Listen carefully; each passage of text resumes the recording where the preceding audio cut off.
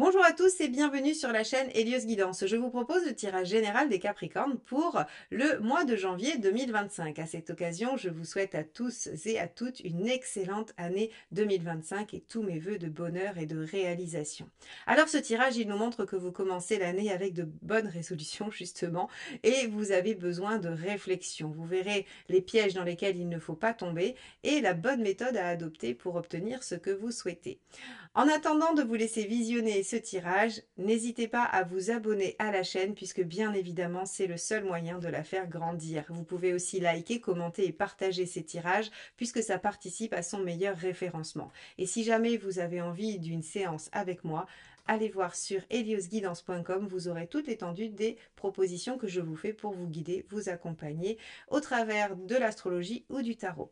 Donc je vous dis à très vite sur le site et en attendant, bon visionnage.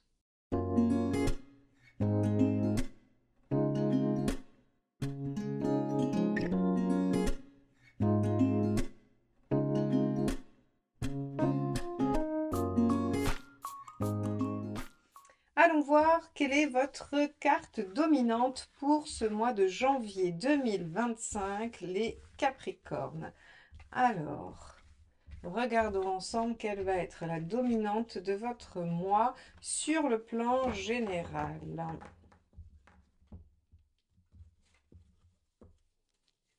Alors, Capricorne, janvier 25. Alors, la papesse. Avec la papesse, vous allez prendre un temps de réflexion. La papesse s'intériorise, elle réfléchit, elle pense beaucoup les choses, elle étudie un mode d'emploi, elle cherche à comprendre comment fonctionnent les choses. C'est la carte numéro 2, juste après le battleur, qui signifie que vous avez du potentiel, mais vous apprenez à vous en servir. Elle peut aussi se connecter à son intuition profonde, à ce qu'elle ressent, tout comme elle peut aussi garder les choses pour elle en attendant de les concrétiser. Donc on va regarder un petit peu comment tout ceci va se mettre en place dans votre mois, les Capricornes. Allons déjà voir votre état d'esprit. Allez, quel est votre état d'esprit, les Capricornes, sur ce mois de janvier 2025? On a le 5 d'épée. Alors, avec un 5 d'épée, on est vexé, on a besoin de réfléchir justement à comment on va faire, comment on va s'y prendre pour soit avoir le dernier mot, soit retomber sur ses pattes, soit se venger à l'extrême. Il se pourrait que vous ayez subi des vexations ou que vous ayez eu des problématiques et que vous essayez de récupérer le dessus. Alors, ça ne veut pas forcément dire avec quelqu'un dans un conflit. Ça peut aussi dire vis-à-vis de vous. Vous avez peut-être connu une déception, un échec, ou vous n'avez pas été à la hauteur de vos attentes, hein, je dis bien de vos attentes, par rapport à quelque chose, et vous cherchez finalement une façon de prendre une revanche. Et vous y réfléchissez, bien évidemment. On voit avec la papesse que vous réfléchissez à la meilleure façon de vous y prendre probablement. Allons voir quelles sont vos préoccupations. Allez. Quelles sont vos préoccupations? On a le 9 de bâton. Alors, ce qui vous préoccupe, c'est que il va falloir sortir de vos habitudes, sortir de ce dont vous avez l'habitude. Le 9 de bâton, vous savez, hein, c'est le fait de sortir de sa zone de confort. Donc, ce qui vous préoccupe, c'est que ça vous demande un effort un peu trop intense ou que ça vous demande quelque chose d'au-dessus de vos forces ou que vous considérez au-dessus de vos forces, bien évidemment. Alors tout ceci paraît bien obscur, on va aller regarder un petit peu ce que ça dit sur le plan professionnel ou socio-professionnel, c'est-à-dire tout ce qui est extérieur à votre vie intime, personnelle, au foyer. Allez, pour les Capricornes. 9 d'épée. Alors, on a beaucoup de craintes, beaucoup d'inquiétudes. Le 9 d'épée, vous savez, c'est une carte qui nous parle du stress, des inquiétudes, probablement un petit peu aussi de ce que les autres ont mis sur vous. Hein. Le 9 d'épée, c'est les angoisses des autres qui vous collent sur le dos. Ah, mais t'es sûr, mais tu vas jamais y arriver. Ah, mais c'est pas facile. Ah, mais moi à ta place. Hein, toutes ces phrases-là, évidemment, c'est du 9 d'épée, puisqu'après vous dites, ah, mais peut-être que les autres ont raison. Peut-être que finalement, je ne vais pas y arriver. Alors déjà que vous êtes en 9 de bâton, vous doutez de votre capacité à aller au-delà de ce que vous faites d'habitude.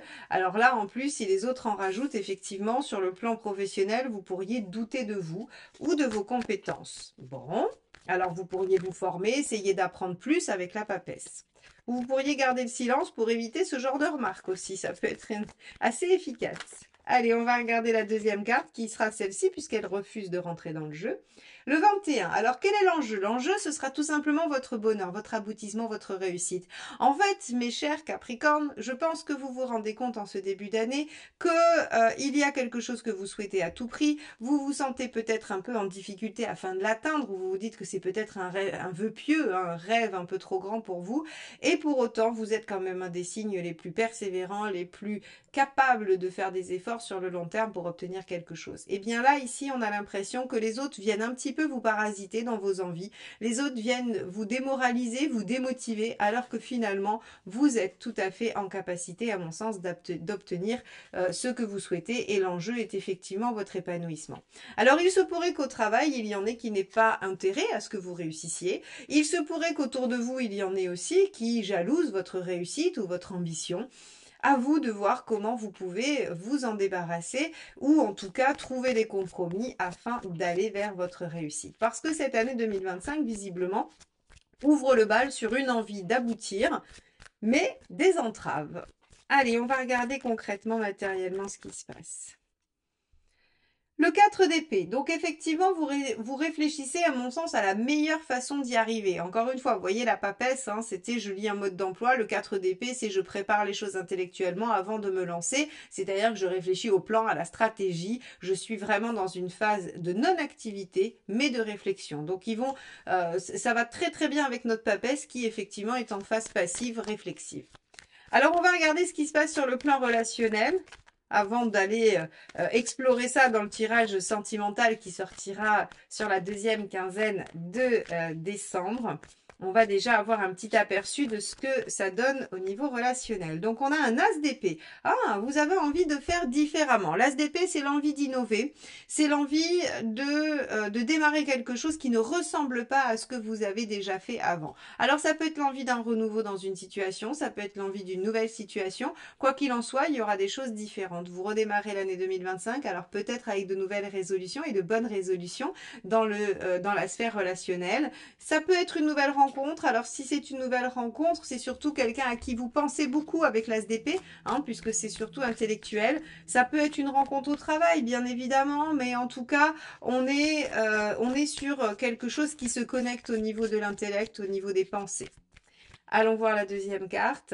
9 de coupe. Ah oui, on pense à son idéal, on rêve à son idéal et on voudrait démarrer son idéal. Alors, le 9 de coupe, moi j'ai tendance à dire que c'est quand même une carte qui vous dit que vos rêves ne sont pas si loin que ça, votre idéal n'est pas si loin que ça, qu'il est accessible et par le biais de ce qui se présente à vous de nouveau.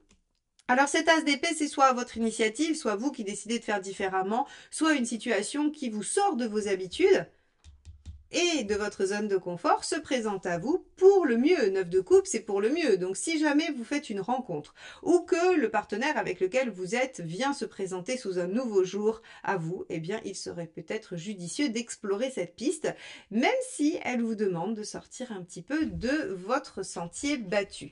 Alors on va regarder tout de suite là où vous en êtes dans votre chemin de vie et ce qui vous est demandé, mes Capricornes, dans ce début d'année 2025.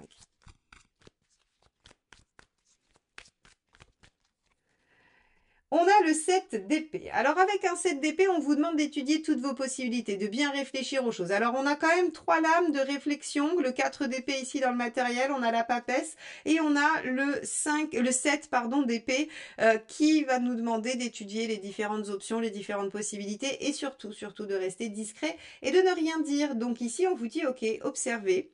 Observez les choses, essayez de les comprendre. Ne soyez pas dans l'action ou même la réaction sur ce début d'année. Essayez de penser les choses pour qu'elles qu'elles se goupillent au mieux pour vous dans un second temps. On peut imaginer qu'en février, on vous demandera peut-être de passer à l'action ou en tout cas de changer de phase. Alors, quel est le conseil qui vous est donné ?